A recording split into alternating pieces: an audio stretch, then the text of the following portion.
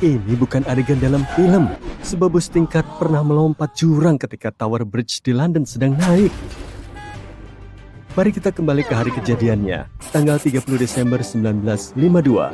Hari itu adalah hari yang normal bagi pengemudi bus nomor 78, Albert Gunter. Dia mengemudikan bus melewati Tower Bridge menuju Shoreditch. Kemudian dia menyadari bahwa jembatan mulai terbuka dan busnya melaju dengan cepat menuju Bascule.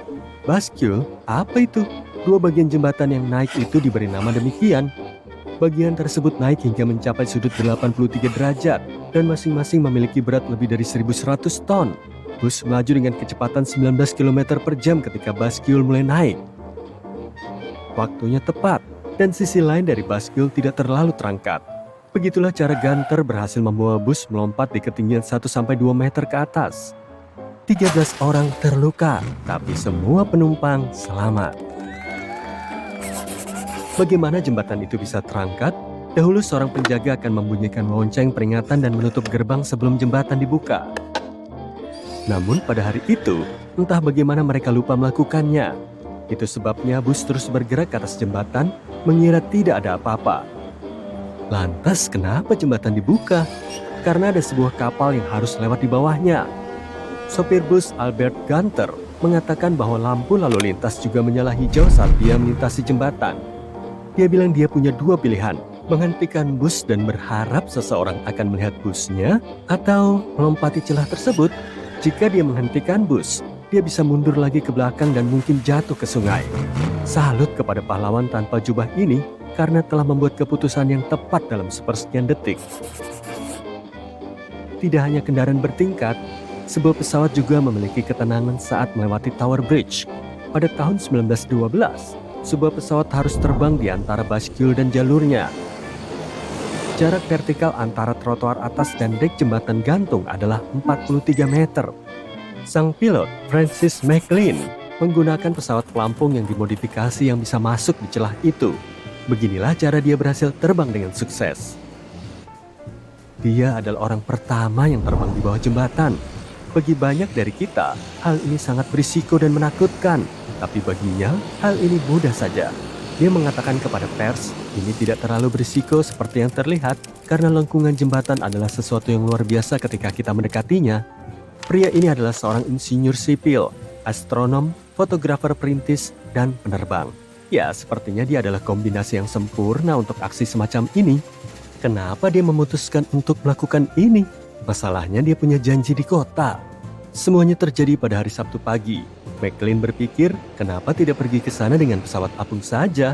Dia lepas landas pada pukul 6 pagi dan tiba di dermaga Westminster di pelabuhan London Lounge sekitar pukul 8.30 pagi.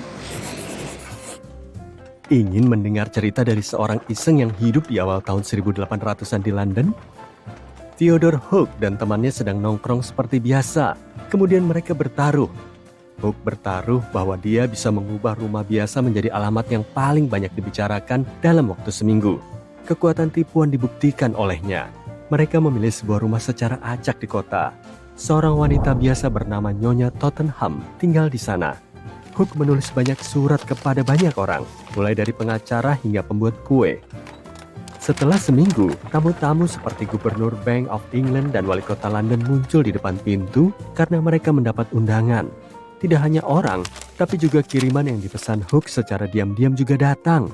Jantung kota London segera berubah menjadi macet.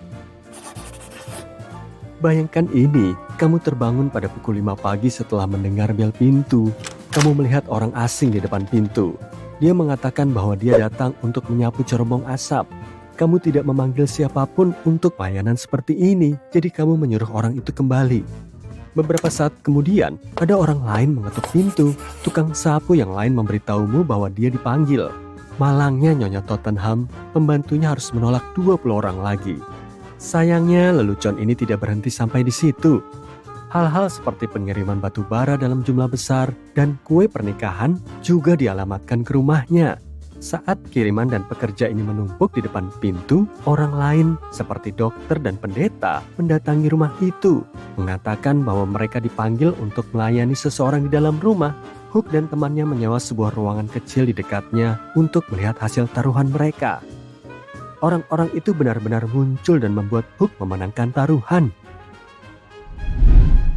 Rick Buckley adalah orang lain yang menyukai lelucon, tapi dia juga seorang seniman. Pada tahun 1997, dia membuat model hidungnya dan menempelkannya di berbagai tempat di London dengan lem. Apa ini? Ya, tujuannya adalah untuk memprotes CCTV, campuran yang sangat kreatif antara lelucon dan seni. Awalnya dia menempelkan hidung di sekitar 35 landmark di seluruh London. Di antara semuanya, 7 hidung Soho adalah yang paling terkenal. Sepertinya dia tidak suka orang yang senang mengendus-endus urusan orang lain. Nah, sekarang fakta lainnya. Dari hidung yang ditempatkan di tempat-tempat acak di kota, saatnya untuk melompat ke masa lalu ketika orang-orang menggunakan kosmetik beracun di wajah demi kecantikan. Aku akan merujuk pada seorang pencipta tren pada masanya, Ratu Elizabeth pertama.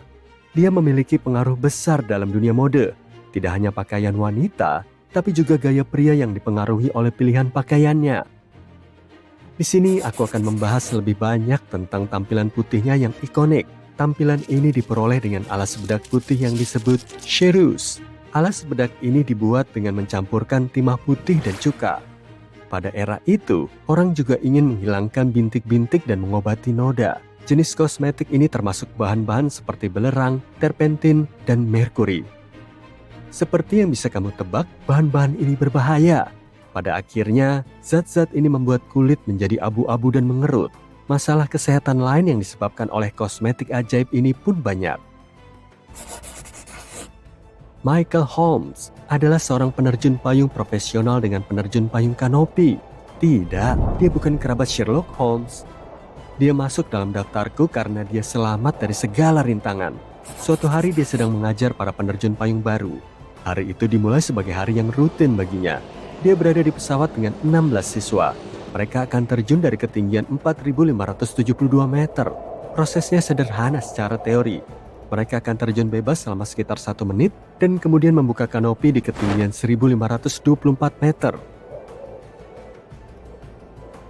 Hari itu, banyak hal tidak berjalan sesuai rencana. Michael melepaskan parasutnya dan parasut itu tidak terbuka. Dia menghabiskan beberapa detik untuk mencoba melepaskan parasut utama agar bisa membuka parasut cadangan. Saat dia berjuang, dia juga terus berputar. Dia menggambarkan terjun bebasnya seperti ini. Aku berputar sangat cepat sampai hampir pingsan karena gaya gravitasi. Dia pernah berada dalam situasi yang sama sebelumnya, di mana dia harus melepaskan tali-tali halus di antara tali pengaman dan kanopi. Dia tahu bahwa dia memiliki cadangan dan sistem ini aman, jadi dia tidak panik. Setidaknya pada awalnya, kali ini dia tidak bisa melepas kanopi utama. Saat berada di ketinggian 1.219 meter, dia memutuskan untuk menarik parasut kedua, dan tidak ada yang terjadi. Dia berusaha untuk tetap tenang dan menemukan cara untuk mendarat dengan selamat.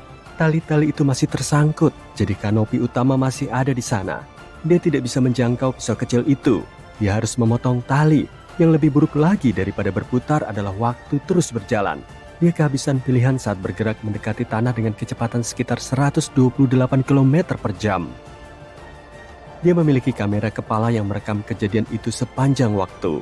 Setelah mencoba semua opsi dan tidak ada yang berhasil, dia melambaikan tangan pada lensa. Untungnya, kisahnya tidak berakhir seperti ini.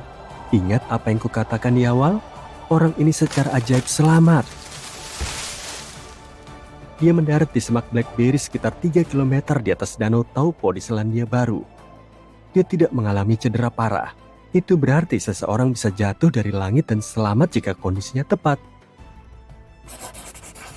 Apa yang akan kamu lakukan jika kamu berada dalam situasi tersebut?